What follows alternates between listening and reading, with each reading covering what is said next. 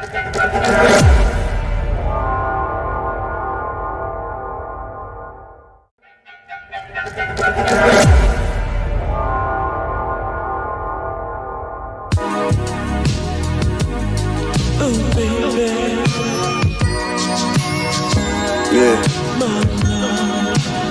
Grown up shit. Kids not allowed in the living room type shit.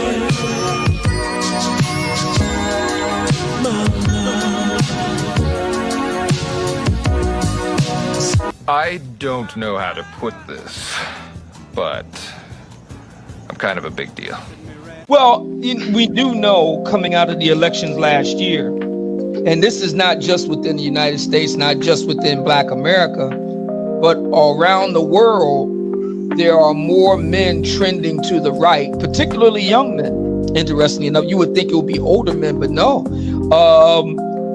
Donald Trump's big gains came from men under 50. So we're seeing this trend around the world. Now, to be fair, women are trending more toward the left, to be fair. But yeah, men are definitely trending more toward the right. And we're seeing that here in the United States. Black men overall aren't trending toward the right, but a substantial minority, somewhere between 20 and 25% did. I think that, like I said before, I don't see any serious challengers on the left in the midterms coming up next year. I just don't see it. I just don't. Not anybody serious. You have a lot of, carnival barker types, Oh, damn. Resistant to change. You only want to do one thing in one way. It's not going to work. Across 3 electrifying days, unite with visionaries to master cutting-edge skills, build game-changing networks, and harness the wisdom of the Black male experience. Welcome back, folks, to the White News Network. I'm your host, Tom Blandley, and tonight a white woman is leaving her husband after trying a YN. HOA President Skylar White told WNN she is filing for divorce because, quote unquote, after trying a YN, you never go back. Her husband, Kevin White, owner of Proud Boys Country Club, says he is devastated by the news and that it is, quote unquote, total malarkey. The divorce hearing is set for July 13th at Cornbread District Family Court. If Mrs. White wins, she will be entitled to half of his shit that she never worked for. Next up, rock star Roger Bang-Her has already impregnated 3 women on his Fuckfest tour. But first, a word from our sponsor. Want to do some totally unnecessary shit like mountain jump with a fly suit on? Then head over to whitepeopleshit.com. Whitepeopleshit.com. Swim with sharks. It's a blast. Make memories that last. Whitepeopleshit.com. Donations. Donations. Donations. Donations. Donations. Donations. Gifts. Gifts. Gifts. More gifts. More gifts.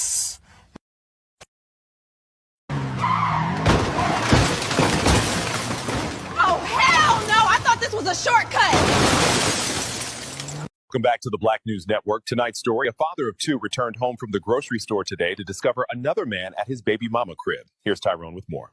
Yo, what's up, Marcus? I'm here outside the crib where that baby mama stay, and apparently that ain't her damn car. On Saturday morning, Jaquavian Snickerdoodle left to get some milk. He said he was shocked when he come home 10 years later and find another man in that house. Ain't no damn way. That's my Uncle Reggie's car.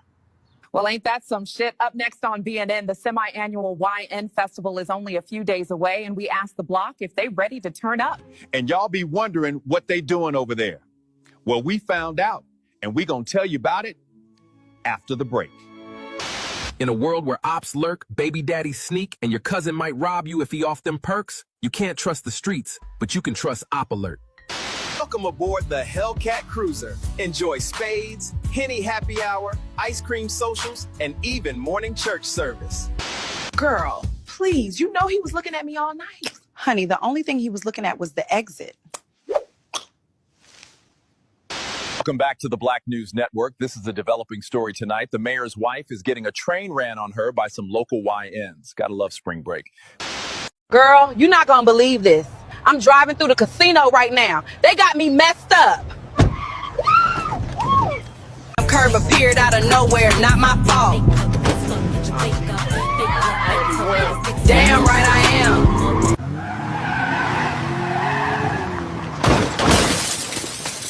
Girl, this car don't work right. Why are y'all in the way? Damn.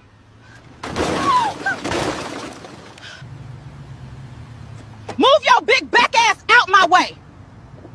Class, merging is a vibe, not a rule. If you hesitate, you educate. Don't do that. See? They just congratulated me. Next week, how to park using Hogue.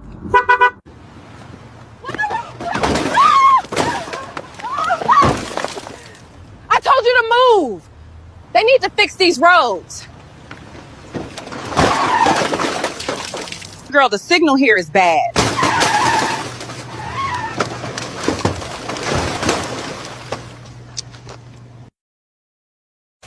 Donations.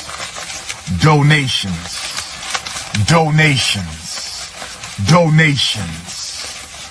Donations. Conscious decision. There was a conscious decision before there was even the Articles of Confederation to establish this nation even made. There's daughters of the trade. They've already made their decisions as far as what their best interest is, over and over and over, and time again. You know, so it is something to really consider as far as, you know, this is somebody who's driven by hedonism, okay, and nihilism. I want you all to really, really, really take a look at this. I'm not no Bible thumper. I'm really not. I mean, even if you look at this for reference, okay, I want you all to look at the 7 deadly sins, right? That's right out of their playbook. Lust, anger, right? Greed, envy, all those different things. As long as you're able to kind of navigate through all that, you ain't got to deal with anything that Keisha has to offer whatsoever. Whatsoever, period, point blank. The other thing I want you all to look at is Isaiah 3:16 through 26. Okay, right? This will outline exactly who we're dealing with today. Straight like that. Right? Now, like I said, I'm not preaching. I'm really not. But I want you all to at least look at it for reference and tell me that I'm wrong. I said this before, and your friends may not mean it, but single women keep women single. And if you know you want a family, children, and a husband, you can have that and the things you say you want, but you have to prioritize it, because if you don't focus on what it is you want downstream, that time will pass. I know plenty of women who really want to be wives and have children, but now their options are limited because they were not given the information that they needed to do something about it. These kind of conversations weren't around even 3 years ago. Ooh, baby. Yeah. Grown up shit. Kids not allowed in the living room type shit.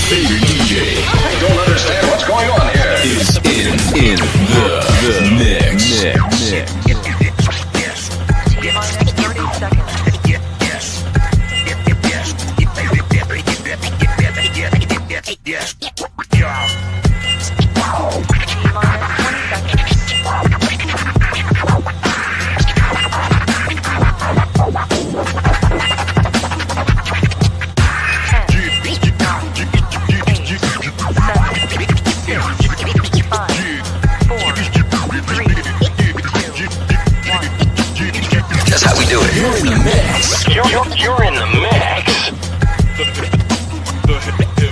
That's how we do it. You're in the mix. You're in the mix. That's how we do it. You're in the mix. You're in the mix. That's how we do it. You're in the mix.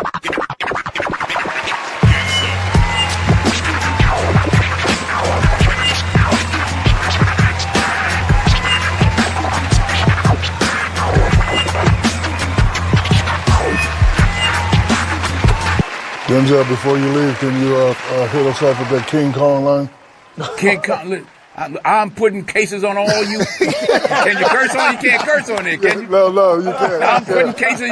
You'll be playing basketball in Pelican Bay when I get shoot program. 23-hour lockdown. You think you can do this to me, Shaq? You think you can do this to me?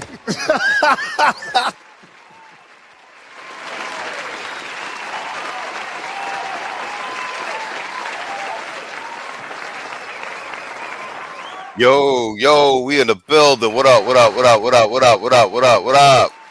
Yo, what up, chat? I see you in here.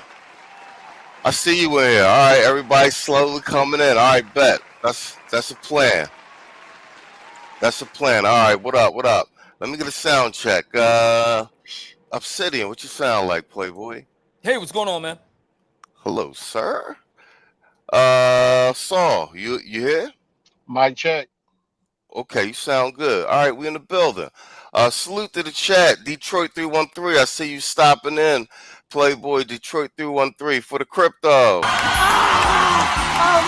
got more pricing games coming up in the second half of the show. Don't go away, folks. We got more pricing games coming up in the second half of the show. Don't go away, folks.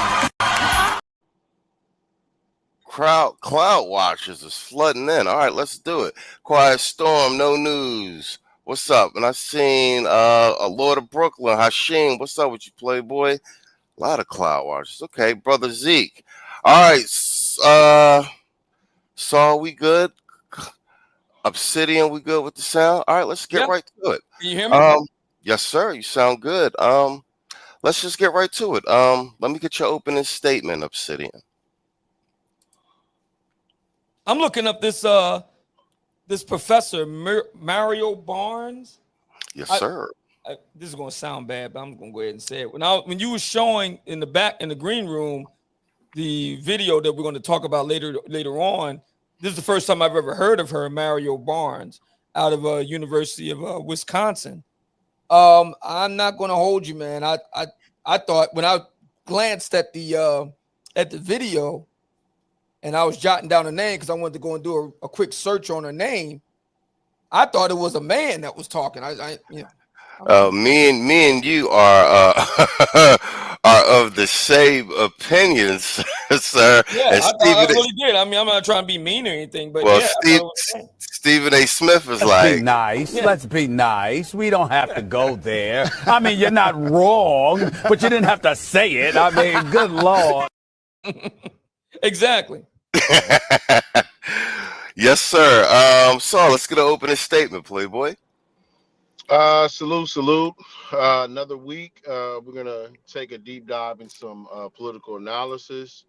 Hopefully, we'll get the chance to, debunk some of this stuff. I mean, we will be doing that, and actually, talk about, some of the key cities where there's high black male populations in the swing states, particularly Philadelphia, Detroit, and Atlanta, with special attention to them or whatnot, if we do get the opportunity.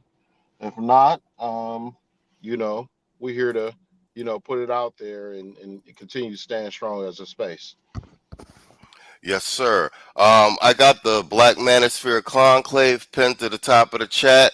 That's Obsidian's Cash App on the screen. Support the stream, support Obsidian. It's really good to have him back on YouTube over on our channel, as he is one of the founding fathers of 2.0.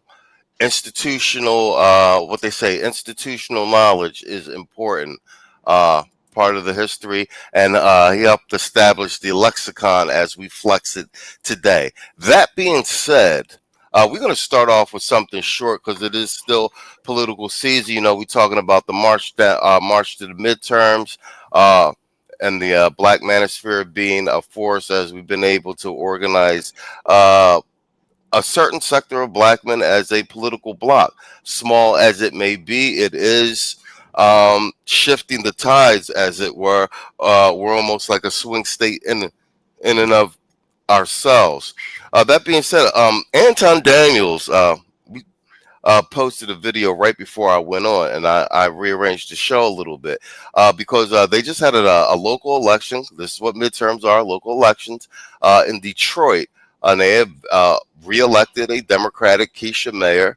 You know, Detroit is heavily a Black town, a lot of Black men, and this only caught my attention because they actually had a reporter on the street interviewing Black men on the street, asking them if they voted. And the flippant, almost laughable way that they addressed it is unnerving. Anton has some commentary on it, and that's right up our alley. And we're just going to speak on that for a minute, and then we're going to do a piece of the Trump tariff debate that we left off last sit down, and then we're going to get into one of the Manosphere hit pieces that recently came out via PBS, and it's appropriate because Manosphere is all over mainstream news now because we are a thorn in the side of the Democrats, the liberals, etc., because we are shifting the electoral math, as it were. So here we go. So this is the Anton. I'm gonna let some of this play, and I'm gonna stop, and then we'll do a round robin and get after it. Okay, there we are. Perfect. Right now, after several communities went to the polls for primary day. And the most prominent of these races is for Detroit mayor and to narrow down the race to replace Mike Duggan. 9 candidates are on the ballot for Detroit mayor, and the top 2 from today's primary will advance to a runoff in November. Numbers continue to come in, and the Associated Press reports Detroit City Council President Mary Sheffield has advanced to the November election. Right there, you see she's received over 50% of the vote. Now, Pastor Solomon Kinlock currently in second place with about 17%, and Santiago Jenkins is in third with around 15%. You can imagine the excitement, the tension at so many of these parties, depending on those numbers. Right now, let's go live to the watch party for Wrangled Solomon Kinlock, the where the seats pastor of just power. took to the stage. Detroit is a tale of 2 cities. One where the Renaissance and the road to prosperity has not reached enough of the people. Until we reach the whole town, we have not done nearly enough. Great for a phenomenal turnout, for trusting in me to continue to lead our city. The work continues. And so we're going to continue to connect over this last 91 days of the campaign to ensure that this city moves forward in a positive direction. Detroit chose experience. They chose people-centered leadership. They chose integrity, and they chose someone who has a track record of delivering for our city, and that will continue serving as mayor.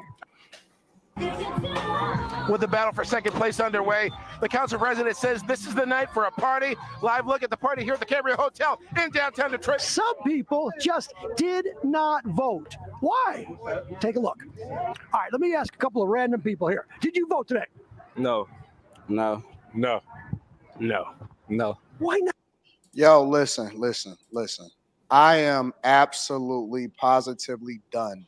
I am done. I was telling people on the Millionaire Morning Show this morning that I can't take it anymore. I genuinely can't. I get into arguments all the time on different platforms and different panels about what is happening in the communities and the cities. And I've chosen to live here, but I am absolutely disappointed and flabbergasted at the fact that you got 600,000-700,000 people inside of the city, and probably more, to be honest with you, probably significantly more, because that's just what's counted every 10 years with the census, and you got less than a 10% voter turnout rate. And then they do these interviews where these guys are basically kikiing and haw-hawing and smiling in the camera and don't even realize that the news reporter is laughing at them, not with them. They all gather and they over there on the Avenue of Fashion, which is being revamped and it's awesome. And they don't even turn out. They don't even turn out. Black people aggravate me so much, and they say stuff like, and I ain't even got into the people that they elected to go to the runoff over in November. I ain't even got to that part yet, right? But you got black men and black women. Black men is over here kikiing haw-hawing about the fact that they didn't show up to the polls, and it absolutely disgusts me. It is one of the most ignorant things that I've seen in my entire life. As of today, right this second, right now, as of the time that I'm recording this video, there are tens of thousands of people, black people everywhere. The ratchetness is insane.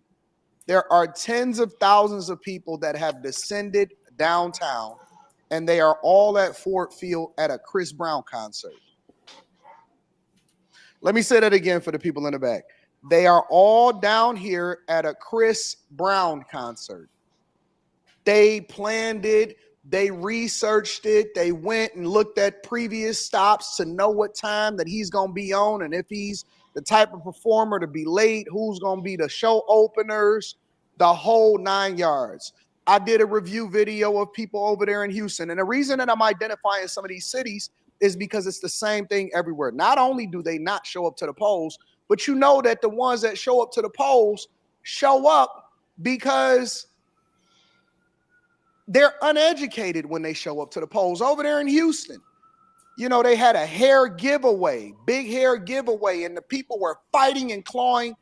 And our people in the previous generations, long time ago, actually fought for our right to be able to elect the leaders. We will sit there and talk about a system. We don't know nothing about who's the city council members. People don't even know what platforms people are running on for mayor, right?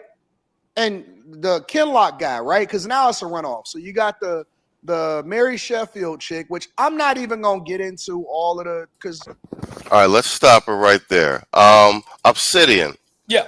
What say you of one, the reporter speaking to the black gentleman on the sidewalk, and Anton Daniels' sentiments thus far? I think Anton's done an excellent job of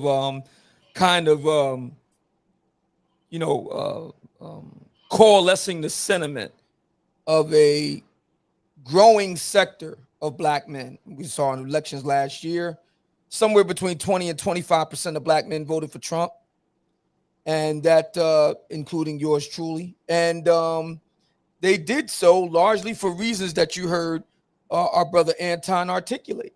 There are a number of black men who have had it up to here with the same old approaches towards solving very real problems in big American major cities like Detroit. I mean, I'm not in Detroit, I'm in Philly, but it's the same dynamic. It's a Democrat-led city that has been that way for decades.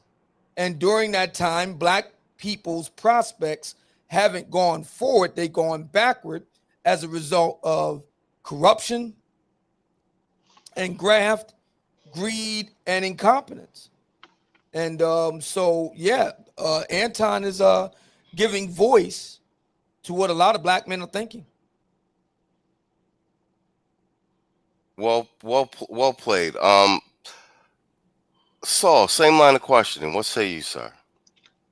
In the socio-political landscape, I would have to slightly give a little pushback on Anton, and he does a lot of good stuff. He does, but this is one of those things to where, when you agree with somebody 90%, there's always going to be that little 10% or whatnot. Facts. And, so I'm a politely give him a little pushback. So one is the reliability of the answers of the people who are answering when interviewed, right? Exactly. Well played, sir. So not every black male is going to answer quite honestly, because we understand that there's a little more hyper surveillance when it comes to not just the black vote in general, but black men in particular, especially what's been going on, right? there's two. Whether you decide to vote at all, whether you decide to vote left or right, it is still your right, and it's still about the self-determination and the choices of black men. Everybody wants to tell us what to do, right? As long as it benefits them. But some people actually practice quote unquote a protest vote, which they choose the couch. Now, in an environment where we're talking about leveraging, where people historically are saying, I'm not quite gonna do the Republican Party just yet. There's still some things that they feel that um, they have to earn as far as black men goes. There's still that rapport and relationship being built. You have a group of black men who aren't quite convinced yet, which is okay. But then again, you have this sort of massive coalition that's been historically been going on with the Democratic Party with, females, older people, immigrants, onto, all these other people, which usually slightly almost always give the Democrats an edge, particularly in the Rust Belt city like, Detroit, where labor unions reign supreme, right? So as far as them, even if they did answer reliably, it would be almost like saying, "Hey, I'm just not going to participate," which would actually be beneficial to the sort of conservative sentiment as far as just raw numbers, and it forces people to actually engage the group a little more, more or less with tangibles. So making sure that at the end of the day, um, what's in it for me? And if somebody doesn't feel that there's anything in it for them, they decide to go and get a beer. They decide to go and watch Chris Brown. They decide to work under their car, with one of those old Mustangs that they may have preserved out there in Detroit. Salute to them. As long as black male independence and self-determination is acknowledged, that's where I'm all, that's what I'm all for. And that's where I land my plane.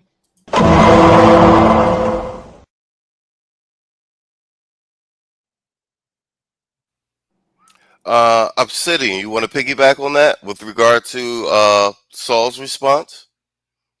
No, he pretty much summed it up. I mean, a lot of black men, I mean, again, a sizable minority, you're looking at 20 to 25% is pretty significant. Trump's appeal to black men has gone up since he became president in 2016. It hasn't gone down, it's gone up. And a number of black men have kind of had it with the same old, they've kind of had it with the same old approaches that don't seem to work. And as a matter of fact, go backwards. So Saul has his variances with regard to Anton, perhaps on a personal level, but I think he would agree with me that Anton does speak to a degree of frustration on the part of many black men. Not all, by no means, not all. Most black men are still very much Democrat, but there is a rising tide, a significant minority of black men who kind of had enough. I agree. Saul, you wanna piggyback on Obsidians? Yes. Oh, so just want to clarify. No, there's nothing with Anton. Shout out to him. He represents the space really, really well on Fox. He does a lot of good work. What I'm talking about as far as the sort of negotiation environment where there's resources being allocated and so forth, so forth. Just kind of holding may be with some people may just opt to hold to force the powers that be to actually take black men's votes seriously, because what am I going to sit up here and vote for and none of what's on the ballot is going to benefit me, right? There's nothing promoting any sort of quote unquote, let's say, trades. There's nothing promoting any businesses. There's nothing that's really promoting any any sort of anything that I'm interested in. So why should I vote for quote unquote a sanctuary city where, you know, my neighborhoods are harmed or there's more crime, or that, you know, in order for me to quote unquote practice the Second Amendment, I will have to go through this bureaucratic process, extra bureaucratic process. So it boils down to the question of, you know, what's in it for me? And if there's not anything in it for me, there's kind of this sort of passive resistance aspect where one may just opt not to vote. And then there's active resistance where it's like, you know what, I'm gonna double down and vote conservative. Well played. Dr. D says voting conservatively shouldn't be a reason to be informally or formally ostracized from the community. Other minority groups don't really have that dynamic. All right, excellent. All right, let's get the tail end of this, and then we'll jump to the Trump segment. You know, it is what it is, right? When you in the city, you don't really want to get involved in your voice of who you think should win when it comes to politics, because it gets really close to home. But I do my part, and at minimum, I educate myself, I vote, I am familiar with the different candidates, and even though I don't allow for these people, because some of them have, you know, they've reached out to me in order to use my platform to get their message out or whatever, and that's not really what this is right now. I'm kind of focusing 100% on myself, building myself on my brand or whatever, so on and so forth. Delving into the politics aspect of it, I can tell you one thing. You've seen the Solomon Kinlock guy, and I'm pretty sure that he's a really, really, really good guy. I'm pretty sure that he's an awesome person. But do y'all really want a pastor running as mayor in the city? Or do you want business leaders? Do you want like it's crazy what we even talking about? The popularity politics is playing out here again. We just had a phenomenal run of resurgence in the city with one of the smartest business leaders in Mike Duggan. Mike Duggan, hopefully he wins to become governor, because he's really bipartisan and he's about that money. He about making sure that things get done and working with everybody and not dividing himself based off of identity politics. They already only vote blue here in any inner city, whether you're talking about Detroit, Houston, New York, whatever, bro, Los Angeles, all of it, Chicago. That's all the same, man. And it's just this is disappointing, bro. It's disheartening. It breaks my heart to think that not only did less than 10% of the people have it's the lowest voter turnout rate, but probably one of the most important elections up to in my lifetime. And you got these people that's sitting here looking dumb on camera. Let me play them for you, and then we can go from there. Let me ask a couple of random people here. Did you vote today? No. No. No. No. No. Why not? I was busy. Busy? You got all days, kind of days to vote. I know. When are you going to vote? It's over with. Right? What about you? How come you didn't vote? You own a big store here, Avenue of Fashion. I'm handling business, but I didn't really get a. Is it important to vote? Yeah, it is, definitely. Why don't you vote? I'm sorry. Who's running for mayor? Can you give me a real explanation why I should vote? What's the difference in our business and how we moving around you to vote for mayor and council. They make decisions on your property, on your how you live your life. Right. How we live our life. They really think they cooked too. They really was thinking that they cooked. It's really sad, bro. Yeah. So we gotta chill more with the people that's making decisions in our life to make the vote. Yeah, why not? What's wrong with that? Ain't nothing wrong with that. We got to. Do you think so? Why did you vote? Because I'm just not really into that. The politics. The politics for it. They have to really make a decision making for our business marketing and what's going on and what we got in our community. What do you say? It's amazing, bro. It's so dumb and it's amazing.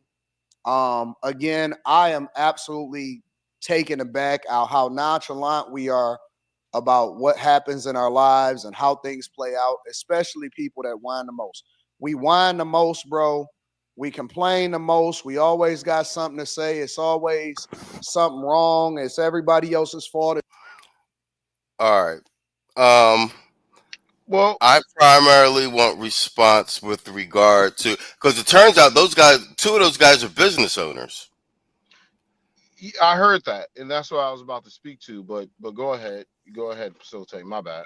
Oh no, it's all good. No, go ahead. You that is my line of questioning. What one Anton's commentary, but in particular, there, since they did the extended clip of him speaking to the gentleman, their responses as to, because at first it was, did you vote? But now they asked them, why did you vote? And then it turns out that they're business owners as well, which commonsensically would probably be a reason why you would vote, especially if you own a business. City guy, as the reporter said, city council, mayor, these are the guys who make the legislation and what have you that can affect the business environment. So what say you to those responses, Saul, and Anton's general sentiment with regard to their responses?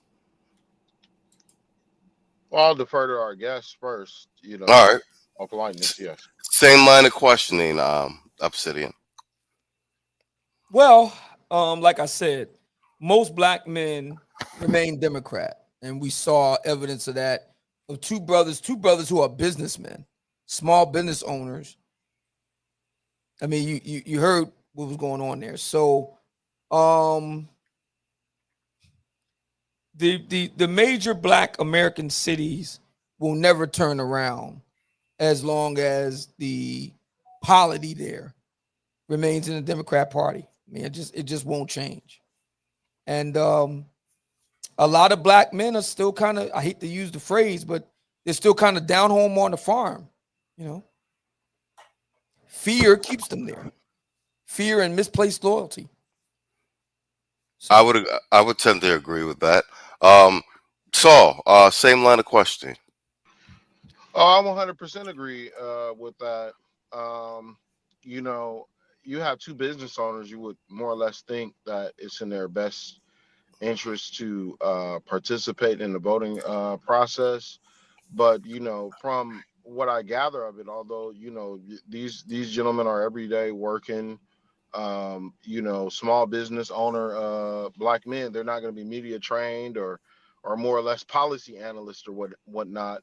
But, you know, the sentiment that I got from it was that, you know, regardless of what goes on with the voting, nothing's changed. You know, you have to think about Detroit in the sort of socio-political landscape. Unions, you know, obviously, you know, it's the Rust Belt. I mean, they're very much a liberal, you know, hub, and so, you know, they're kind of feeling like, well, would my concerns even count? So if I'm a business owner and I own, let's say, even a storefront, and there's crime or there's, you know, things to where I want certain tax deductions and stuff like that because I'm a small business creating jobs in the community.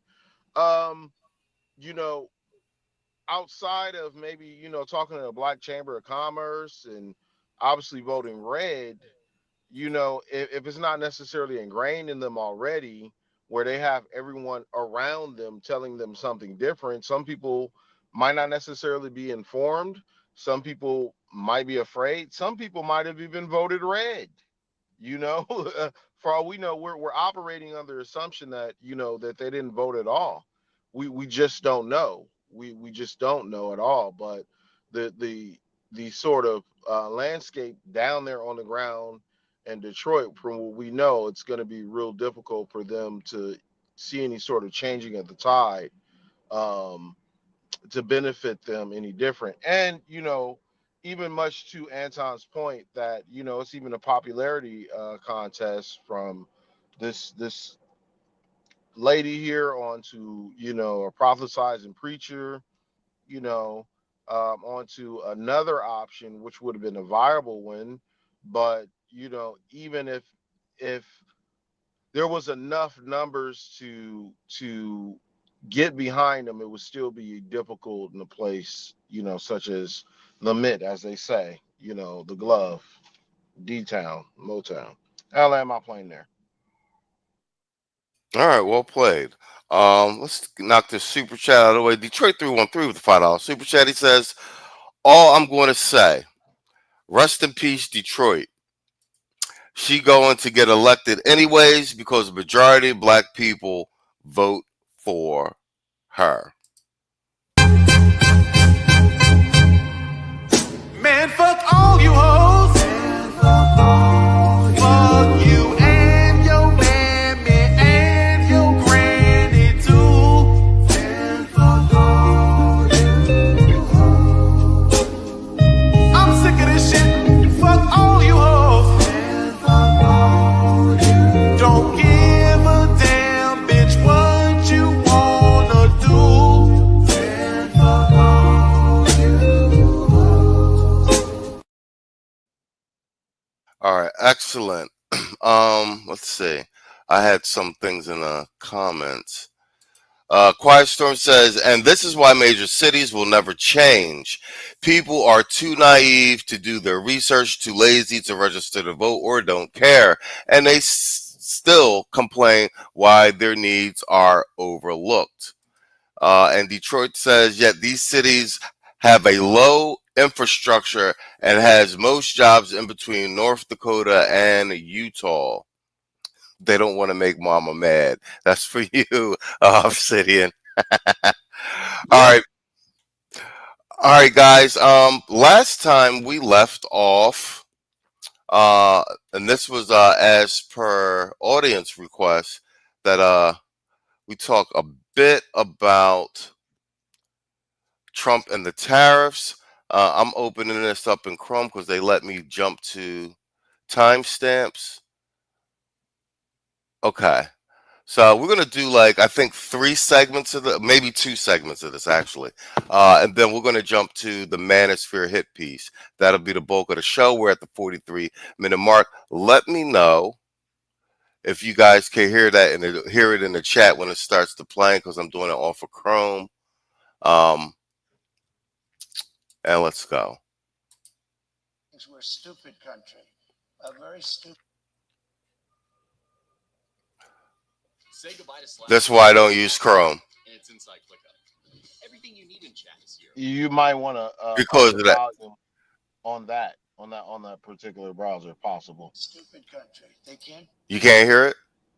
I can hear it, but we just want to. I don't know how it would be on the output on their end because it's No, low so to I'm me. saying, if you guys can't hear it, I'll switch over to. Not one president, Bush. Can you guys hear that in the chat? Put a 1 in the chat. If not, I'll switch over to back over to Brave. Obama, Barack Hussein Obama. Have you heard of him? Not one president. Think of it. Not one president charged. All right, Chrome is a no-go. We'll do it in Brave.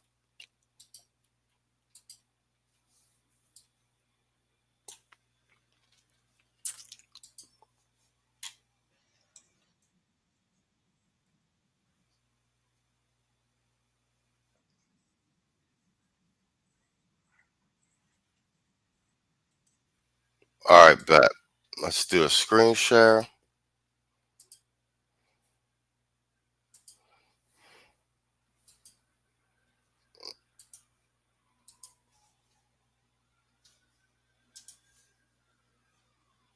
And here we go. He said we need Obsidian's whisper box, echo box. All right, bet. Let's assemble go. it like in South Carolina. But they build everything in Germany and then they assemble it here. They get away with All right, is that better? Excellent. All right, let's go. murder because they say, oh, yes, we're building cars. They don't build cars. They take them out of a box and they assemble them. We could have our child do it. Can we come back? Let's come back to the Europeans in a second. What about consumers? People out there. They're going to be the biggest beneficiaries. Yeah, critics say your tariffs will end up being like a national sales tax. No. Because the countries if you have America at the moment has $3 trillion worth of imports, you're going to add tariffs to every single one of them. That is going to push up the cost for all those people who want to buy foreign goods. No. What's going to happen? That is just simple mathematics, President Trump. It's not. Yeah, it is, but not the way you figure it. I was always very good at mathematics. Yes. Let me tell you, you're saying $3 trillion. That's $3 trillion worth of imports. And they don't have to pay. And if the higher the tariff, the more likely it is to have them come into the higher country. the tariff, the more you're going to put on the value of that piece, those goods, the higher people are going to have to pay in shops. Ready? The higher the tariff. And that's the argument all of the mainstream media was making. You heard it all through MSNBC and CNBC.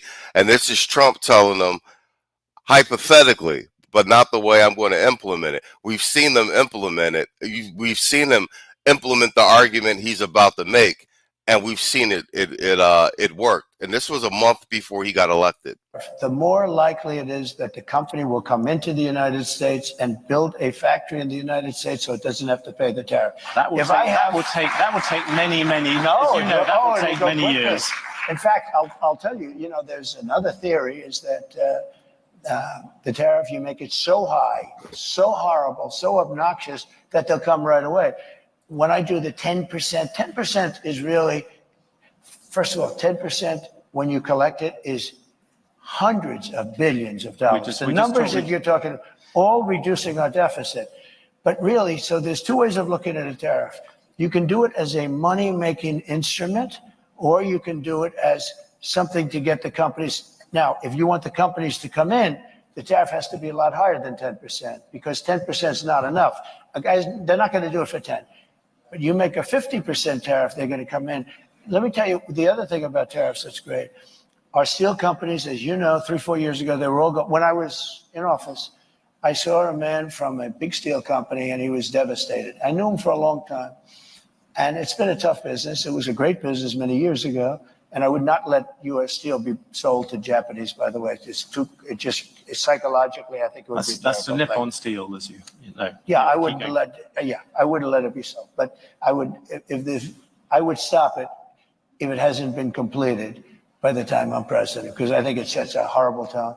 But I had a lot to do with steel. We were going to lose all our steel companies because China, as you remember, was dumping steel at levels that nobody's ever seen before.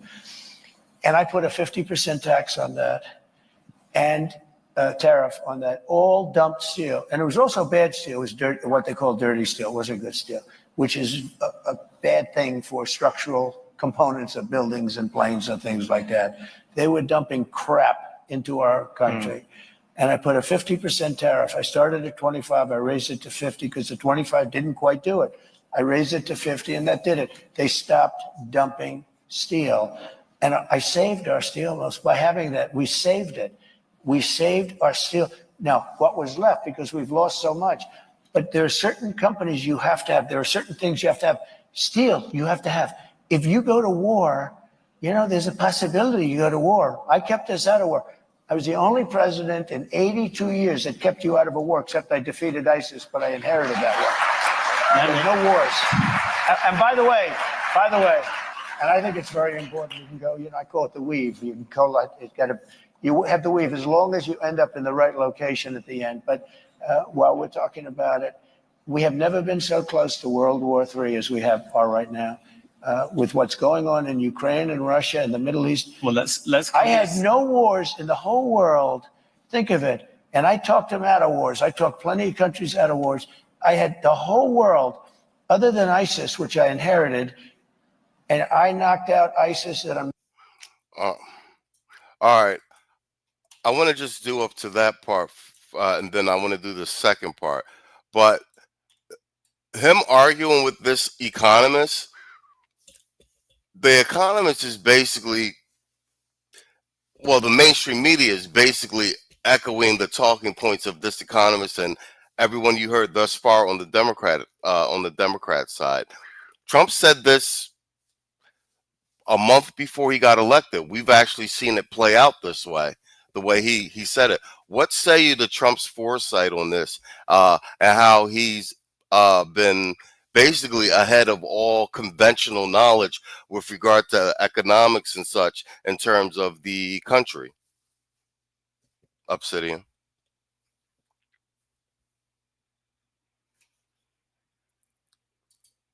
Yeah, you're muted. Yeah, I'm sorry. My apologies. I was saying that Trump has a real uncanny knack for, you know, having his finger on the pulse of trends, of economic trends, and whatnot. You saw this going way back in his days as a real estate mogul in New York City, and then he expanded beyond. Facts. He just has an uncanny knack for that.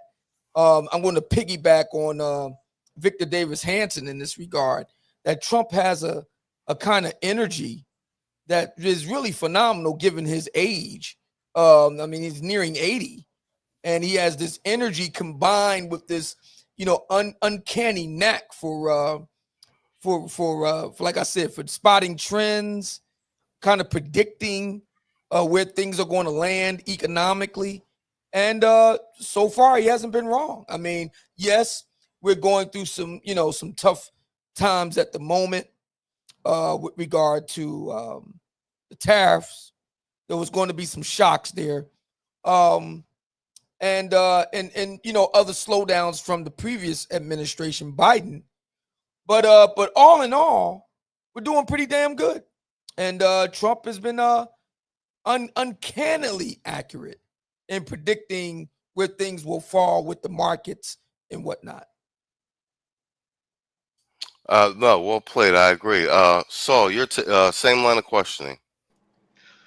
I like to, speak of this twofold. Okay. My first point. Okay. The first point would be that,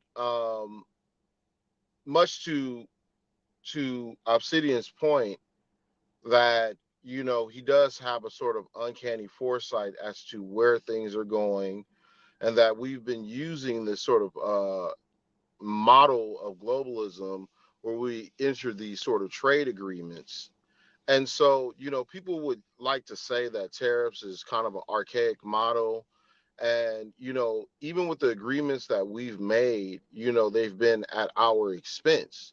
So, I think that, he's not going away from that sort of model where, people enter in these sorts of agreements and whatnot. He's using the sort of tariffs as a bargaining tool, right? It's much to my earlier point the other day when I was speaking about the art of negotiation, right? So, like, let's say two people come to the table, and somebody's selling a car, and you find that that car is what you say has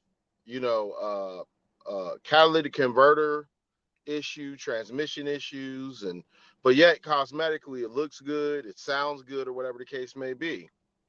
Now, Trump feels like, well, hey, all the cars that you sold me before have been crap on the front end. Let's go on ahead, instead of buying this car for 10,000, I'm going to buy this car for 4,000, because this is, your track record and your history has shown that, these agreements haven't been, worth the squeeze of the juice from the lemon that we're buying from you. And so I think that, that's where the foresight is. And so if you notice, a lot of people aren't letting him fully articulate the points. Even this economist himself has interrupted him to kind of parse out sort of details about the tariffs, and not looking at the sort of longer game in which Trump is, and I'm glad that he was able to, kind of bully his way to fully articulate, like, it is to, force people to the table. Now, each country is going to start, looking at their paperwork, and saying, hey, okay, you know what, we can go on ahead and make a deal what's best for everybody. And what people are not understanding about, the sort of national debt, the reason why it is a concern is that, uh, within 50, 60 something years from now, our country is going to end up in third world conditions, especially if our credit continues to downgrade. There's no confidence in the dollar anymore, right? So, I think that, what he's trying to do is think more long term. We can't just continue to spend, and continue to, do things at our expense when it comes to, these sort of trade agreements. And I'll land my plane there. No, I agree. You want to add something on that, Obsidian, before I add my 2 cents? Add something on that Obsidian before I add. Yes, my apologies. I was using my phone as a kind of monitor, so I could hear more clearly what the brother Saul was saying. I agree with him. I think that it really confounds a lot of political opponents, of which Trump has many, like legion of them. It really confounds them how he continues to, always land, heads up, if you will, always land on his feet with regard to things. I mean, just a range of topics, and it really does show Donald Trump's range as well. I mean, he's dealing with the economy, he's dealing with the military, he's dealing with foreign policy, he's dealing with energy policy, he's dealing with China, he's dealing with the situation in the Middle East with Israel and the Palestinians in particular. I mean, he's dealing with all of these things almost simultaneously and really doing them well, much better. I mean, you just compare and contrast. If anybody out there who says, well, he's doing horrible, okay, compare him to Biden. Facts. Just compare and contrast. Doing much better. It's just uncanny, man. It's haven't seen anything like this since Reagan on the Republican side. We haven't seen anything like this since Reagan. Yeah. No, I agree, and I'll piggyback on actually both you and Saul's point, and I'm glad you brought up the tail end part with regard to the number of the multiple fronts that he's fighting these wars on, metaphorically and literally. And to Saul's point about the dollar, the downgrading of U.S. credit, and the potential threat of us being figuratively third world status with regard to the direction the economy was going post Biden administration. Can you imagine if Kamala was president right now? If we, it's like I said, I think we're just approaching the 200 days of him being in office, and the lightning speed at which he's been able to maneuver on these multiple fronts and quite masterfully, despite all opposition. Compare that with a woman who barely is able to complete a coherent sentence. Imagine her in the driver's seat with what we did with Iran, with these trade deals wouldn't even be on the table that we've struck with the EU and NATO and India and South Korea and Japan, mineral deal with Ukraine, if she were in office. And we see Putin even trying to play hardball with Trump after the Iran bombing. He would have dog walked Kamala. So by all measures, we've dodged a bullet. Oh, actually, okay, it's giving me. I believe so. I believe we have. And I mean, if you can imagine it, Kamala would have been a lot worse than Biden, if you can imagine that. I mean, at least in the case of Biden, you can kind of, blame it on his, advanced age and all that came with it, his cognitive decline. But how do you explain it in the case of Kamala? Because she's still relatively young as far as, national stage politicians go. She's still relatively young. She's only in her 60s. So, whereas Biden is, is in his 80s and, and rapidly cognitively declining. So she's just an airhead.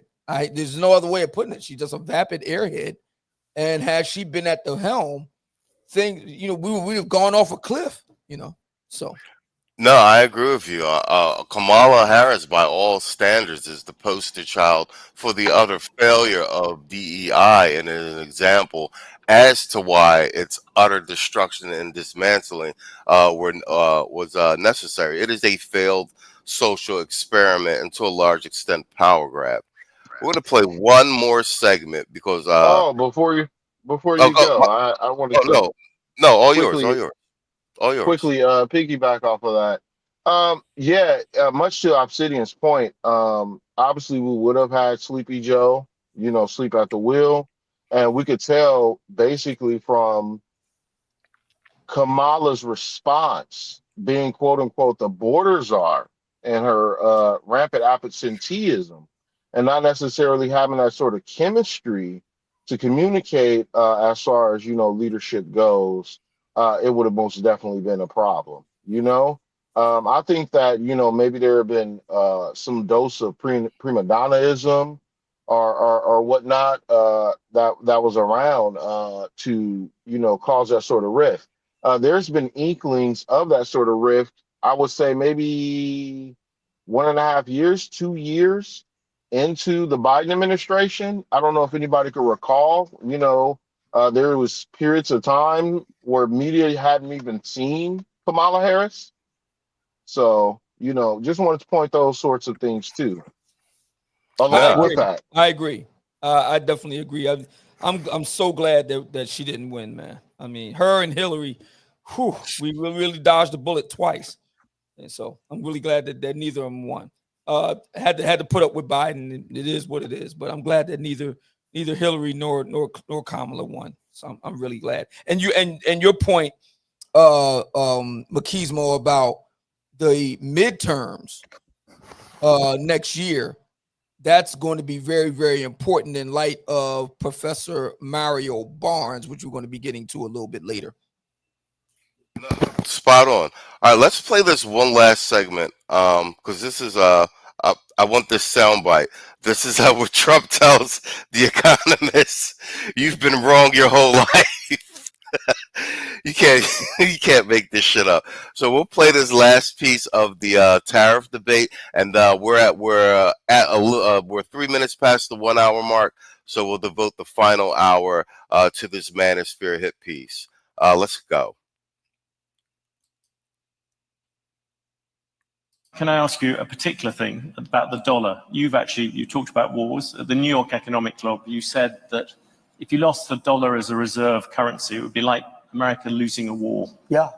You look at what you're going to do in terms of protectionism, drive countries to use the other currencies, and all that debt is also going to lessen the dollar's status as the world's reserve currency. If Don't I'm you worry elected, about the that? dollar is so secure, your reserve currency is the strongest it'll ever be. And You said, President Trump, at the moment, there is a thing called the Trump trade in the markets. Do you know what that is? The Trump trade is very simple. People are betting that your policies are going to drive up debt, they're going to drive up inflation, so they're going to drive up interest rates. Are the investors wrong? Yeah, I had 4 years no inflation. I had 4 years no inflation. But that was when you had much. I had 4 years. It's better than that. And Biden, who has no idea where the hell he is, okay? Biden went 2 years with no inflation because he inherited from me.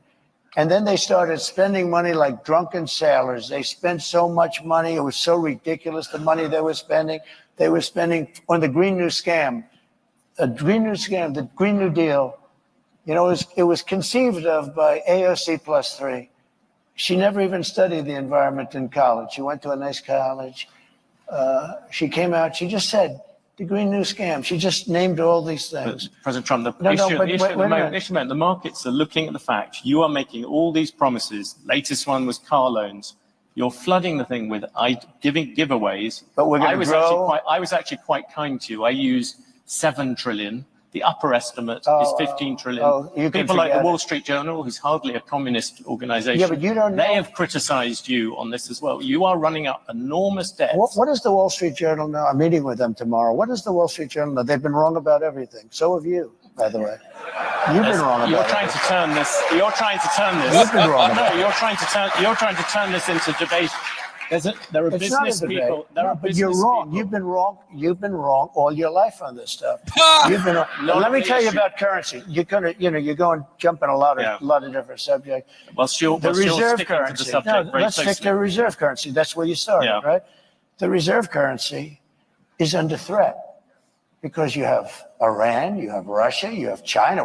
China's the one that you have to worry about because they want it. Yeah. They want to have the yuan be the thing of power. So here's what I'm doing. Again, I hate to go back to it. if somebody says, and I know countries want to get out because they don't respect our leadership. They look at this guy, they say, you got to be kidding. And she's worse than him. By the way, I never thought I'd say this. She is not as smart as Biden, if you can believe it. This is not what, we had 4 years of this lunacy, and we can't have it anymore. We're not going to have a country left. Okay, currency, very important. Yes. And if you want to go to third world status, lose your reserve currency. We have to have that. We cannot lose it. If you'll go to third world status in this country because you take a look at the way things are running. If a country tells me, sir, we like you very much, but we're going to no longer adhere to being in the reserve currency. We're not going to salute the dollar anymore. I'll say that's okay. And you're going to pay a 100% tariff on everything you sell into the United States.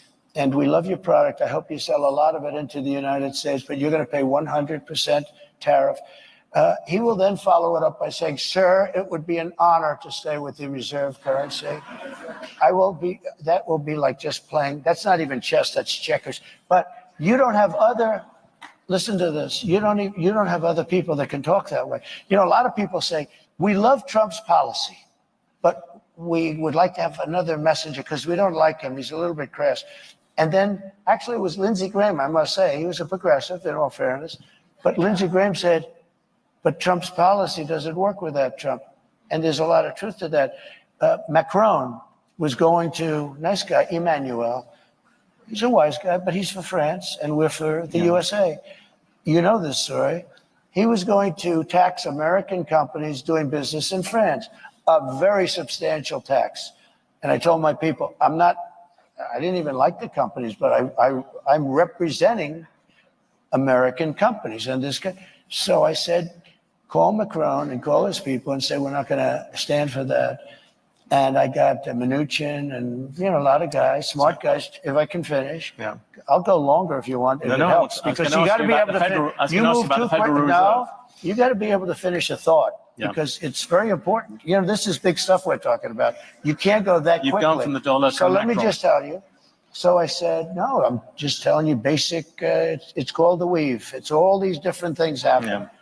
So let me just say, so I said to Mnuchin, call him up and say, no way. He did, and he came back to see me. He said, they won't do it, sir, it's too late. I said to somebody else, you call him. Then I said, let me do it. And I called him. And I said, Emmanuel, you're taxing American companies very substantially. You're not doing it with other companies. You must think we're stupid. It's not going to happen. But Donald, I cannot do anything. It's too late. Or it was approved by a legislature. I said, that's okay. Here's the story. Every bottle of wine and champagne that you send into the United States, effective immediately, and I'm signing it as I speak, I'm charging you 100% on every bottle of wine and champagne. They like the wine and champagne, right? Every bottle of wine and champagne that comes into the United States of America has a tax on, starting on Monday morning, this was a Friday, of 100%. And that's better than you're doing, okay? And he said, no, you cannot do that. I said, I've done it. It's already signed. Monday morning goes, may I call you back? Yes, he calls me back in about 3 minutes. We have decided to remove the tax from the companies. I did this all day long, but you don't have. You think Biden does that? I don't think so. Let me change. Perfect. I think that was masterful. I think that was masterful what he did. Perfect. And you see the guy, and he wants to change the subject now. 3 things. Well, a couple of things. One, him saying what does the Wall Street Journal know? They've been wrong about everything. By the way, you've been wrong about everything too. This guy's a world-class economist. I want to also note that the crowd is on Trump's side. He got a standing ovation after this. These are very, very wealthy people and other economists and everything. This is at the Economic Forum. So that is foreshadowing, because this is the same posture that he took when elected and enacting his policies, and he's proved that they were wrong. Then 2, him giving a narrative as to the application of the policy he just described, and giving you several examples of how he dealt with world leaders from other countries to enact those tariffs. So speaking to his deal acumen, his ability to strike deals, negotiate, and as he said, him being what some people will call crass, but how it's a package deal, and that's why it works. All yours, Obsidian. I wholeheartedly agree. I think that Trump pretty much packed that guy up right there on the stage. And like you said, these aren't like, these aren't the proverbial Pookie and Ray Ray on the block. These are very wealthy people, very competent people, very knowledgeable people. I mean, millions of dollars are on the line here, billions. You think they're just going to just fall in line behind somebody that doesn't know what the hell they're doing? No. I mean, Trump is on it. Trump is on it, man. He's on it. Saul, same line of questioning. And also in particular, him actually calling the economist out to his face and telling him, bro, you've been wrong your entire career. Like, what are you going to tell me? Well, here's the thing, okay?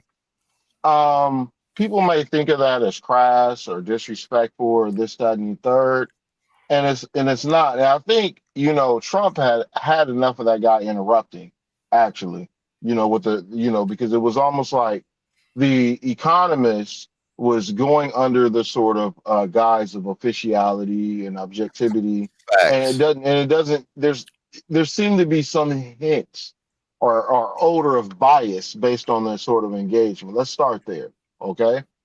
2, okay? It makes you go back to earlier point that Obsidian made, okay, as far as the sort of breadth in which Trump is able to exude his executive power, right? So it makes you scratch your head and wonder, okay, were people just in there as lame duck presidents and thinking about, oh, this is France, this is China, this is Britain, this is Canada, and things are going to be how they always been, and I'm not going to like rock the boat or anything like that. Instead of saying, you know what, I am an executive, this is something I actually do, because a lot of people had doubts about Trump engaging in public leadership, given that he's had a sort of business background. But you sort of see the sort of private sector approach in that I'm going to get this done, right? I'm going to perform. I'm going to, I have a plan. And I think that's what makes him stand out, just almost from a kind of a micro aspect. When you think of your average government worker, very drone-like, not thinking, not innovative or anything like that. No. He's having a sort of expectation to be a sort of high performing sovereignty, as he would have the sort of expectation of being a high performing organization as he did in business. And so he looked at where there were weaknesses and said, you know what, I'm gonna do what I need to do to kind of shore up those weaknesses and capitalize on our strengths. So much power to him. I can understand theoretically what the economist is stating, that when you're interfering with the free market, with government tariffs, taxes, and that sort of thing, in the long run, it can be a problem. But, it's not what he's doing. And he said that that's not what he's doing. He said and articulated and informed numerous times that wasn't the plan. The plan was to have people come back for a better deal, as he just articulated with the sort of wine hypothetical situation. I'm sure that might have really happened, though. But I'll land my plane there. Well played, sir. I wholeheartedly agree with Saul. I couldn't agree more. I think that Trump really is on it, man. He's on it. And it's interesting. There was speculation on the part of, to be brutally frank, just call it for what it is, his enemies in the media. I mean, we just got to call it for what it is. is that there is one thing to be skeptical, and you have, the fourth estate, and I get that, and you need pushback on government from the press. I'm not against that, but I think it's fair to say any reasonable individual could look at this and see that Trump has like serious enemies in the media, the mainstream media, the liberal media. I think that's fair to say. And they have been trying to, seed this idea that, he's having this cognitive decline. Where's the evidence? I can't tell. Where's the evidence of a cognitive decline? We saw the cognitive decline of Joe Biden, which I did not take any pleasure in, by the way. I took no pleasure in seeing what we all saw a year ago in the debate over the last summer in 2024. I did not take any pleasure in watching a man clearly, drooling, basically. So they're trying to say the same thing is happening with Trump. Where? Man, sharp as a tack. Where? It's just the what they call it, Trump derangement syndrome. That's a very real. That is a real thing. It is a very real thing. Yeah, and in summary, the point you made and Saul as well. This is a example of the battle between conventional mores, conventional knowledge, as it were, and actual real world practical application with regard to a dynamic environment. And I think one of the primary threats of the Trump presidency is that the bar is raised so incredibly high, and the rapid speed in which he is accomplishing things, which presidential term after term, we're talking go back 4 or 5 terms. Everyone's saying this can't be done. We need legislation for this. That can't be done. This can't be done overnight. Rome wasn't built in a day, and in less than 200 years, he's accomplishing things that 5, 6 terms of presidencies weren't being able to accomplish. And what that does is it creates a paradigm shift in the general public who is involved, who is actively engaged in politics, to say, hey, what I always thought and assumed is correct. These efforts are lying to us. They're actually not trying to get anything done. The bar is raised so high, where there's going to be a baked-in expectation of performance now, which is as Saul was saying, to the private sector with regard to business. It's a common thing in business. KPIs. We need key performance indicators, and we need deliverables and milestones. And I think that's the precedent that he's setting. And most public servants, politicians, etc., are now starting to be gauged on that metric, and we see that playing out in Texas, where the Democrats, who for so long have been able to get by with performative politics, identity politics, political theater, if you will, and in an environment where they are juxtaposed with someone who, the news cycle can't even keep up with him, with how much he's getting accomplished. So when they pull this stunt, like, we're just going to walk away so that they can't redistrict, even their own constituents are looking at them like, no, you're leaving your job, stay there and get something done, fight. They don't agree with Trump, but they're still comparing them to Trump. Look at everything he's doing. You guys are just hopping on a jet and leaving. He's changed the entire environment. And this is good for black men as well, because we are part of this election in terms of delineation from the Democratic and the Party and the Keisha voting bloc.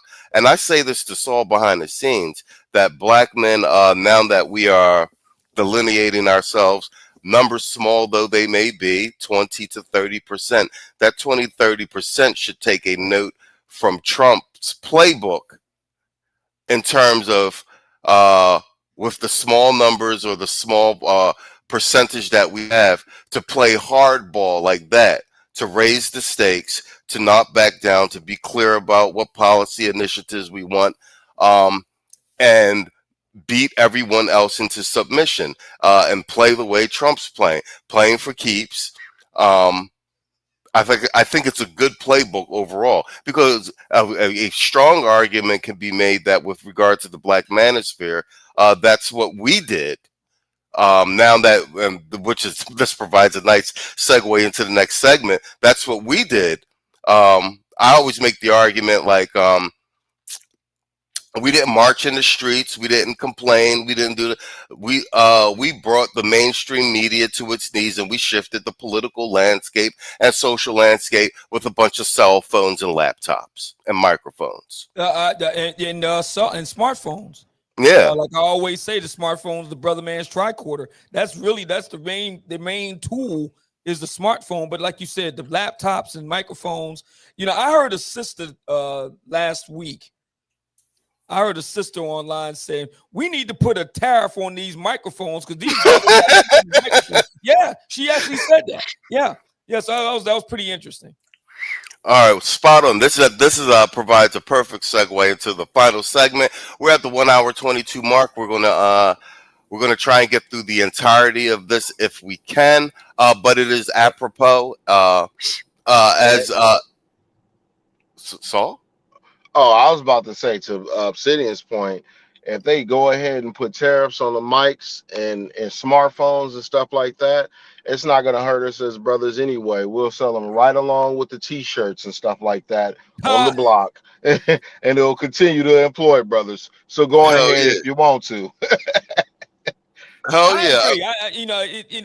She was half joking, but you hear a whole bunch of sisters calling for us to be censored, to be deplatformed, and that's all they can do is just call for that, because they really can't respond to our arguments and everything like that. And you're 100% correct, Makizmo. We pretty much brought the mainstream media to its knees without no marches, no protests. We just got on our phones and our microphones and did the damn thing. And this segment right here speaks to exactly that point about how we delivered an election for a United States president in Donald J. Trump. Well played, sir. So this is Muriel Barnes on the Manosphere, American Politics, here and now. And it is no mistake that it is on PBS, albeit PBS Wisconsin, because PBS is the head of the Hydra, and they were the ones to sound the alarm immediately after Trump was elected with the peace. The Manosphere got Trump elected, and they're basically sounding the alarm to all of its tentacles, like this is what we need to focus on. So this is she's got a book out, and she's going to explain to us what the Manosphere is, why it's so dangerous, and the book, the research that culminated to her book. Clearly, she appears to be Alphabet of the Backdoria persuasion, Backdoria Caucasianus, and let's have at it. The first thing I wanted to ask is, what is the Manosphere? Great question. So in our paper, we talk about the Manosphere as a collection of kind of websites, blogs that look or put forward a particular perspective that advocate hatred for women and advocate anti-feminist ideologies and advocate against gender equality and view kind of men as victims in modern day society, which is really the kind of key belief that holds the Manosphere together. So they often refer to this idea that they live on. I find it ironic that they're pulling out all of these women who are experts on men and the Manosphere. Has anyone missed that? Under the gynocracy, which is, this belief that men are subjugated in modern society. And so it's a group of men, often online, who are, promoting these kinds of views. And so in your research into this, you actually read the online messaging of these people. Yes. And how did you go about that? So we started with the Southern Poverty Law Center. They have a list of websites that they classified as anti-feminist Manosphere websites.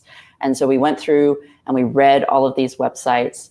And then each of these websites often has like recommendations for other people that, you know, their readers should read. And so we went through those websites as well and kind of read all of those websites and collected over 100 different websites that could be classified as being in the manosphere. And so we have data for all of those websites for every year that they were in existence. Some of those websites have disappeared from the internet. And so what we did is we used the Wayback Machine, which has often captured them, to then go through and read what they were saying during the years that they're not online anymore. So given that you had that kind of Wayback Machine and you've been looking at it over time, how has the manosphere changed? Good question. So we see the manosphere really not being a thing until about 2008, 2009. So before then, you'd really had a couple of websites, a couple of people who were involved in it. A lot of time they were really involved in like fathers' rights and custody issues. There was some allegations about like reverse discrimination and court cases around reverse discrimination, but there wasn't a lot. And then you get to 2008 and all of a sudden you see this like uptick in like the number of websites and the number of blogs growing. And that kind of peaks out in about 2012, 2014, and then it kind of slides down again. And so you see kind of this huge growth, first of all, which is important because it's becoming popular. That's what it tells us. The other way I think it's changed over time is just the sheer number of people who are reading these blogs. So the growth of the internet and the growth of high-speed internet, the growth of personal blogging allowed these people to reach a wider audience. And it allowed people to find, or it allowed men to find other men who shared their perspectives, and so they could all talk together and network together, which before kind of the internet you really didn't have. And so you see this growth of websites, but you also see this kind of growth in the network and connection between different people at the same time. And so that's how I would say it's changed. And so if it receded in 2012, is it on the incline again? I suspect, and I can't prove this with the data that we have, is actually what is happening is because we see this decline, these people are moving into kind of the mainstream and they're moving into potentially other hateful ideologies. So they've started off with the manosphere and they've started off with hating women and they've started off being anti-gender equality. And what they have then become is they've joined kind of the alt-right. They've joined white supremacist groups. They've joined anti-LGBT groups. They've joined more populist politics. So what we see under Trump. And so the need for a specific blog that looks at, you know, men's rights is less necessary because it's now been incorporated into this bigger phenomenon and this bigger movement.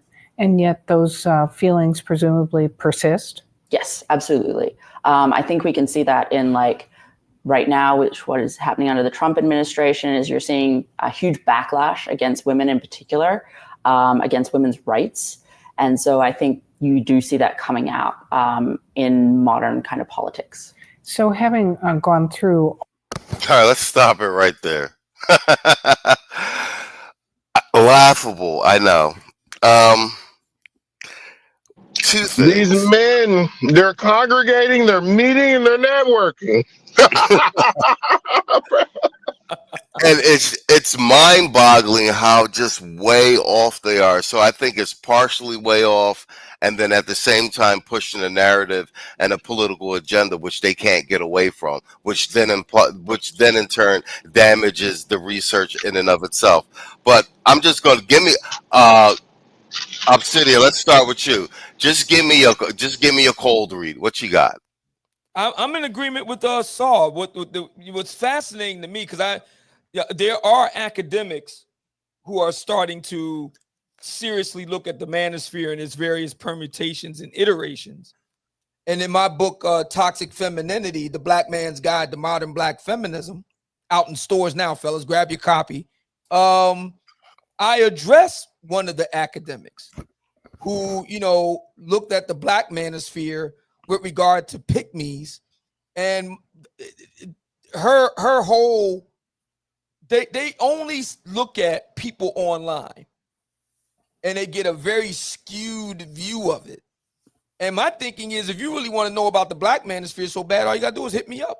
Hit me up, hit the other guys in the black manosphere up.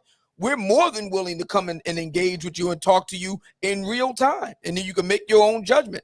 But they seem to be satisfied by you heard what Professor Barnes said, going to the Southern Poverty Law Center, which is a bunch of crap, and and stuff like that, to get their information once removed, and then they kind of go half-cocked and jump out the window, and it's crazy. So what can I say? I just chuckle at it. Saul, same line of questioning. What say you on her initial take and research and the conclusions she's come to, albeit purely specious? I would say salute to the Bosworth Karen, pimping. She's been pimping the federal government out of research dollars, obviously, for some years now.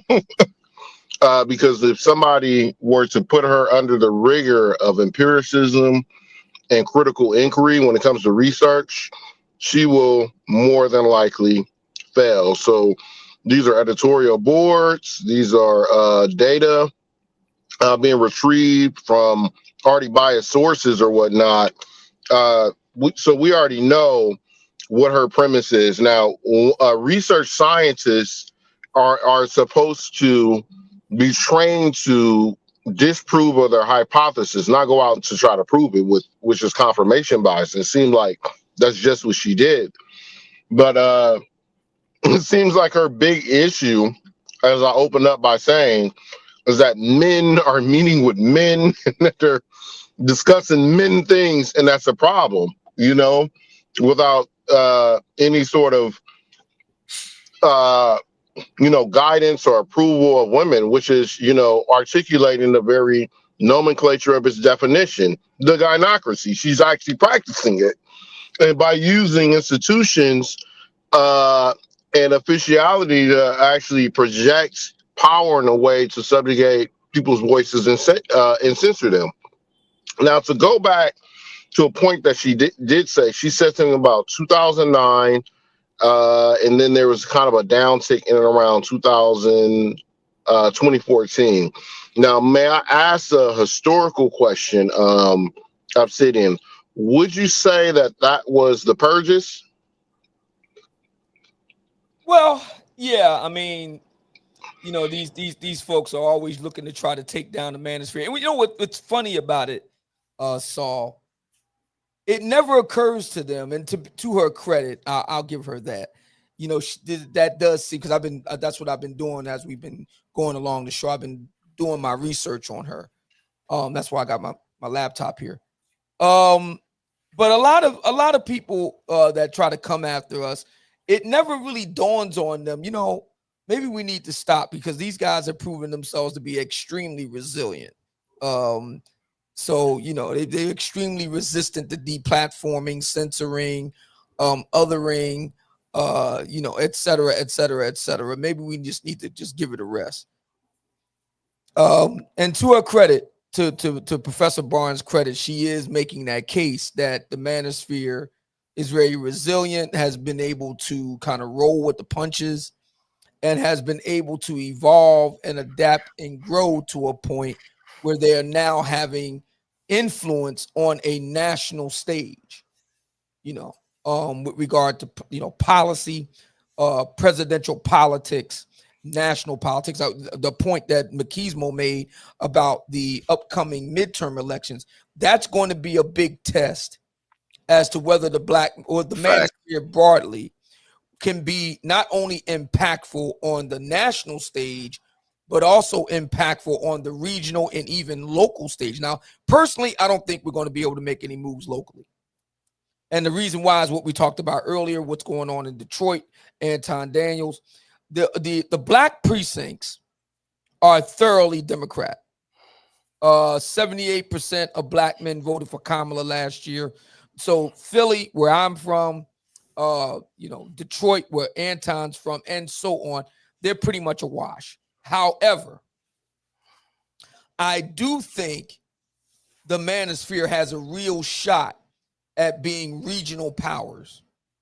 On the state level, on the tri-state level, I do believe we have a real shot there, and I think that's where we need to really focus our fire. Kind of just let the local cities go.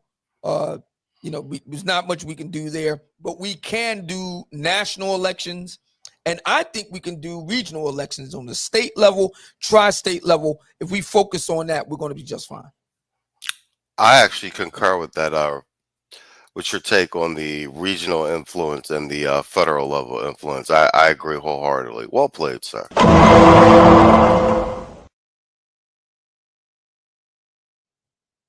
All of this material, how troubling was that for you and the other researchers? Personally, not terrible. Reading a lot of it is kind of ridiculous. I don't think we live under a gynocracy, right? For me, we quite clearly live under a patriarchy. Women still have issues that they're not equal on, and we still need to address them. And so for me, I'm quite good at compartmentalizing the stuff that I'm reading from kind of my personal life. I did have a team of RAs that were working with me at the time, and we had to make sure that they were okay. And so that involved making sure we were having weekly check-ins with everyone, making sure they knew they had campus resources and mental health resources. And a lot of the RAs that I worked with, they also found it kind of ridiculous what they were reading. So did either they having nervous breakdowns watching Manosphere content? Word. researchers or the public who has accessed the research find this surprising? I don't think anyone was surprised by the research. In publishing the work, I've never had someone say to me oh, I was really surprised that this existed. I think that's because a lot of the people just realize that misogyny and patriarchy still exist in society. And I think that this phenomenon does bubble underneath the surface, and at points we see it coming out. So the backlash to the Me Too movement, or calling things locker room talk, right? That misogyny exists. And so no one's ever expressed surprise to me that the manosphere is a thing. Is this mostly inhabited by white men? Difficult to tell. So a lot of people who are in the manosphere are anonymous, or they're using pseudonyms. So they're too cowardly to put their own name on what they're claiming. And so because they're anonymous, we don't really know who they are. I suspect they're primarily white, but then you do get other variations within that, and other ethnicities, other races, a wide range of age groups as well. That's important to point out. It's hard to tell who the people are though. McKeesville, can you stop it right there? Intersect with violence. You got it. So if Professor Barnes, a couple of ways. So by her own admission, admits that there's a wide swath of men in the manosphere, different ages. She says we don't really know for certain on the racial piece. We do know. Chris Williamson talked about this, and other researchers. Well, he's not a researcher, but other researchers like William Costello, who is a researcher. He specializes in incels. He's talked about this. Chris Williamson isn't a researcher, but he is a prominent YouTuber. He's talked about this, and others, that the manosphere is very much a diverse place, racially, ethnically, in terms of age, in terms of political orientation. It's a very diverse place. So if even she can concede that, doesn't that suggest that the issues they're concerned with might have merit? if it's so many men across so many walks of life? They're all just out to lunch? Really? So That you want to never pick? occurs to her? I'm looking at the level of disdain that she's having, even as she presents herself as somebody who, I mean, with a prestigious university such as University of Wisconsin, Madison, I presume, presenting herself in such a way with a level of bias. You can see it right there. I mean, who's to say that she doesn't cook the books or the numbers and stuff like that to promote her own aims and or whatnot. So people like this is dangerous. No, I agree. All right, let's play a little bit more. For all her research, she seems to absolutely know nothing, and from her introductory statements was is way off the mark. Well, I think that also speaks to us being decentralized and us operating from a standpoint of asymmetric warfare against the social establishment, mainstream media, and the political agenda that was laid out by the left, and to which we apparently have been very successful. In our work, in our research, what we see is that the more isolated these groups are, the more likely they are to engage. We hypothesize the more likely they are to engage in very public acts of violence against people. And so one of the most isolated groups, both from women and from other men themselves, are incel groups. And that's why we see a lot of mass shootings and massacres emerging from those groups. And so there's been a number. That is pure propaganda. That is pure. Stop right there, because, and I talk about this again in my book, Toxic Femininity, The Black Man's Guide to Modern Black Feminism, when I was packing up Kimberly Nicole Foster of Fort Harriet fame. She tried to go to that. Well, I cited a paper by, I just mentioned them earlier, I'm going to mention them again, William Costello, who specializes in studying incels. I cited a paper that he wrote recently within the last year or two, where he debunks another white female academic, this one out of Harvard, who tries to make the same case. Costello argues, he doesn't argue, he points out, it's just a fact, it's not nothing to argue over, that there have been approximately, all told, about 60 incidents of violence, and not all of them on women. You remember, Elliot Rodger didn't just go after women. He mainly killed men, not women. So you may hear that and say, well, that's horrible. 60 incidents of violence is 60 too many. I agree. But put that against the murder rate in Detroit or Philadelphia or New Orleans. You get where I'm going here. Or Chicago. Facts. You get where I'm going here. It pales in comparison. So my point is, very few brothers within the manosphere are actually harming women. Very few. And so this again goes to how Professor Mario Barnes just doesn't know what she's talking about. Facts. And I see we all jumped on it at the same time because I was yelling propaganda when you were telling me to stop it. And I'll piggyback on that because Tito makes that point all the time. He always goes, show me the mass shooters and everything. And truth be told, since she's to quote Corey Holcomb, since she's on the Backdooria end of things, the majority of mass shootings we have seen recently, and they refuse to label them as such, have been from what? Trans activists. Those have been the last 5. Even the guy who took the shot at Trump is a suspect. So all of that violence is coming from the left, and and a lot of these radicalized alphabet people, to which she is a party to.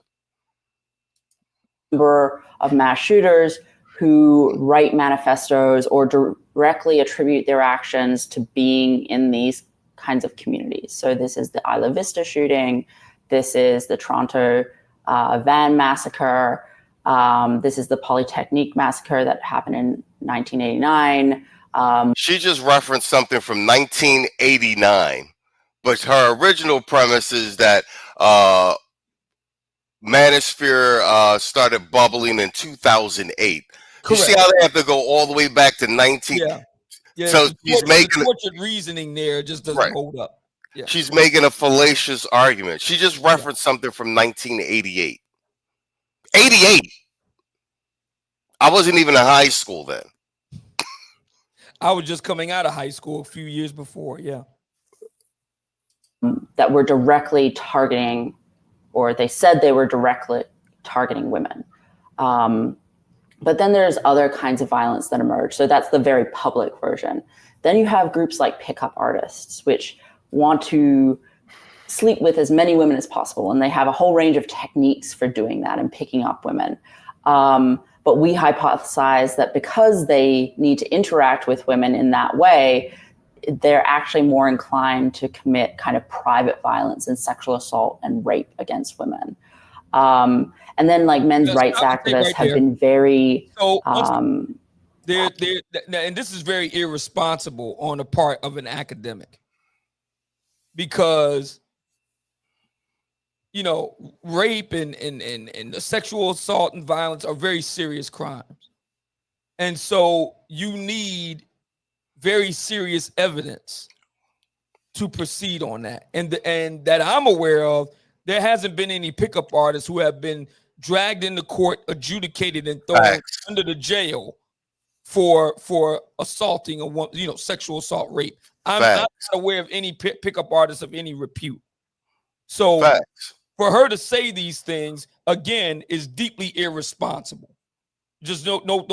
I'm not saying that she doesn't have to like pickup artists, but last time I checked, there was no law against slaying as many women that want to be slayed. Also facts. Saul, you want a piece of that? You're mesmerizing them. Right? You're using that swag.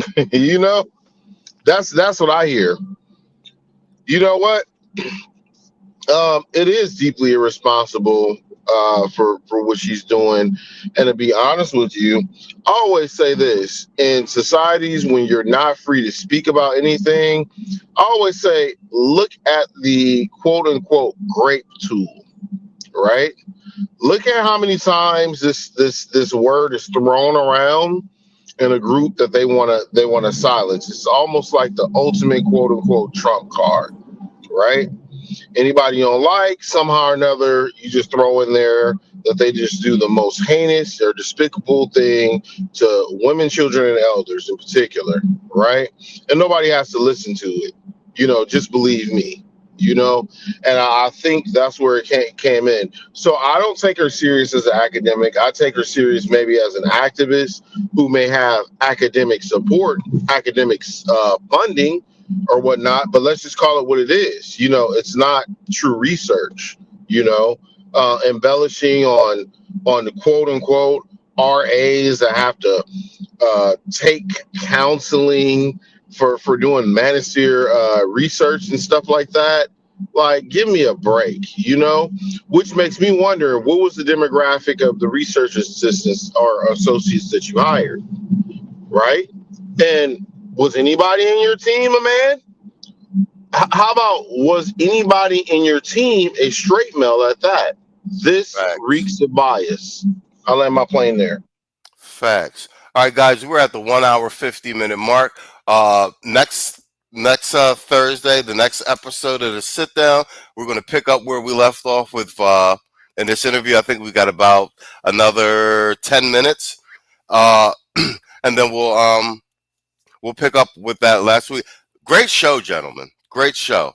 One of our best ones yet. Let's get closing statements and we'll get out of here. Yes, sir. I want to thank everybody for tuning in. Thank you all for your support. And before we go, let me get my man, the Quiet Storm, who come through with a $100 cash app.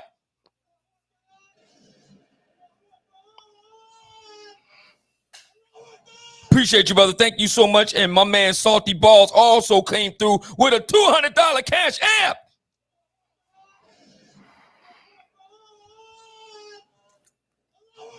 I just wanted to thank both of you brothers, man, for your support. And thank you everybody else out there. By the way, this weekend over on Zoom, the Black Manosphere Conclave, I'm going to be doing a special webinar, only going to cost like $25. We're going to be talking about how to leverage business principles to navigate through the Black love market. I've been talking a lot about transactional Black love, and it's time that brothers acknowledge that it exists and come up with the appropriate strategies to deal with that. I've been talking about that, kind of dipping my toe into the water, so to speak, back over on Rumble. But this weekend, Saturday, I'm going to be hosting a serious webinar. I'm going to be dropping a lot of information for you brothers, how you can leverage business principles to navigate through the Black love market. And that just doesn't mean the United States.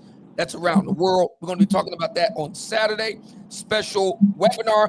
More information tomorrow night on Rumble, as well as on all my socials, Facebook, Instagram, and so on. So we're going to be dropping all that information. Matter of fact, I'm going to send information over to Machismo so he can put it out on his channel as well. That's going to be Saturday, August 9th. I just wanted to give you guys an early heads up. Only going to be about $25. And that gives you access both to the live and the replay on demand as well. It's going to be really great. I'm going to be working on putting all the slides and everything together tomorrow, and in anticipation of what's going down on Saturday.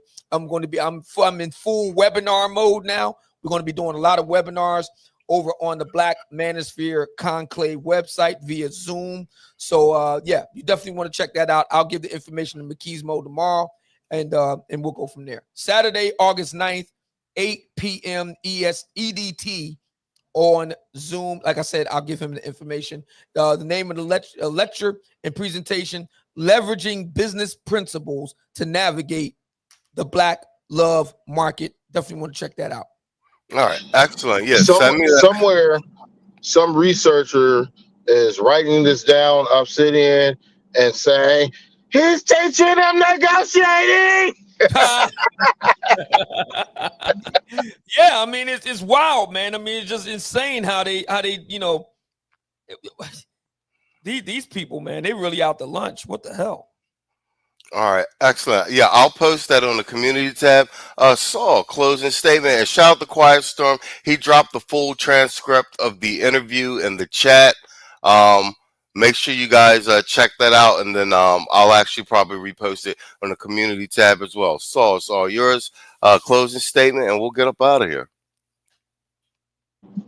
I'll say maybe next week, in addition to what you got lined up, I think that we may want to double down on the sort of censorship industrial complex that seems to be coming back up a little bit. I think that, Obsidian may even want a piece of that. He's a big advocate for free speech, and, what would it have been like, or with the space, if at all, have been had Kamala came through. She would have came through like Snoop came through in the 90s with New York and them buildings, So, yeah, land my plane there. All right, well played. I want to thank the chat for coming out supporting the stream. Yeah, this is going to be a weekly series with Obsidian. Happy to have him over here. I want to thank my panel, Saul and Obsidian, for showing up and helping me put on a great show for the channel. I think this is one of our best ones yet, actually. Appreciate you, man. Thank you so much. I really appreciate it. Let me go and get out of here. Try to get some shut eye for tomorrow. Get ready for the Rumble on live. What we've done is we worked it out. You build a plane while we flying it. But now I've gotten into a good rhythm. Monday, Wednesday, Friday, I'm on Rumble. Thursday, I'm here, and Tuesday and Thursdays, other than me being here, I'm off, so that saves my poor voice. And I'm trying to get into a real good groove with doing my webinars. Getting ready to jump into the fall season. I want to go, I want to see if I can go through the fall and winter months doing my webinars, take off during the spring and summer months. So that's the goal. So I'm trying to set everything up, getting into a good groove, and going to be dropping a lot of really good information for the brothers, man, so they can really navigate this. The Black Manosphere Ascendant, Black Manosphere Conclave, don't forget, September 5th through the 7th, 2025 in Miami. We're going to be at the Miami Convention Center and at the Hyatt Regency. It's going to be me, Shannon Ross, Theo Wab, Zoom, Richie Mack, Zoom to Thailand, El Wapo, Pablo Frescobar. It's going to be Andre Spence, Love Crossing Borders, and many, many more at the Black Manosphere Conclave, September 5th through the 7th, 2025. Tickets going fast. Get your tickets now. AI is going to be at the top most of the agenda. We're going to be doing crypto. We're going to be doing a whole lot of stuff at the Black Manosphere Conclave, so I want to see you there.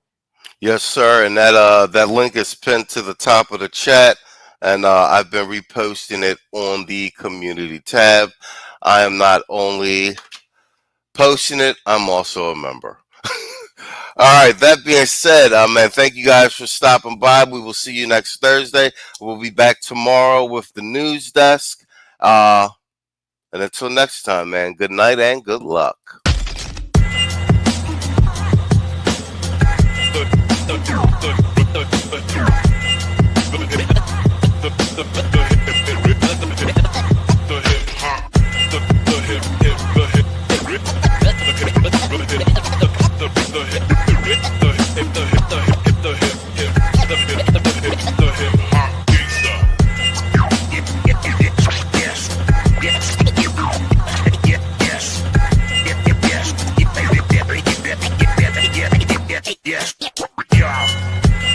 Sorry.